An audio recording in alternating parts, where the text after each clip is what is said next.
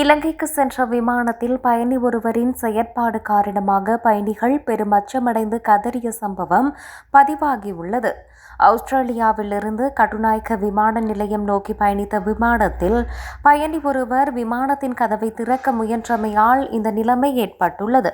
கடந்த 29ஆம் திகதி இலங்கைக்கு சென்ற ஸ்ரீலங்கன் ஏர்லைன்ஸ் விமானத்தில் பயணித்த பிரித்தானிய பிரஜை ஒருவர் அவசர கதவை திறக்க முயன்றுள்ளார். பயணிகளின் அலறல் சத்தத்தை அடுத்து விமான பணியாளர்களை அவர் மடக்கி பிடித்து ஆபத்தை தவிர்த்துள்ளனர். விமானத்தின் சீட் பெல்ட்டுகளை பயன்படுத்தி குறித்த நபரை பாதுகாப்பாக கட்டி வைத்திருந்த நிலையில் கட்டுநாயக்க விமானத்தை வந்தடைந்துள்ளனர். இதனையடுத்து குறித்த பிரித்தானிய பிரஜை விமான நிலைய போலீசாரினால் கைது செய்யப்பட்டார்.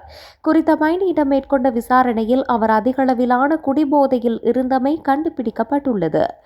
இந்த நிலையில் சந்தேக நபரான பிரித்தானிய பிரஜை கொழும்பு நீதிமன்றத்தில் முன்னிலைப்படுத்தப்பட்ட நிலையில் தனது குற்றத்தை ஏற்றுக்கொண்டுள்ளார். இதனையடுத்து 25,000 ரூபாய் அபராதம் விதிக்கப்பட்ட நிலையில் கடுமையான எச்சரிக்கையின் பின்னர் விடுதலை செய்யப்பட்டுள்ளார்.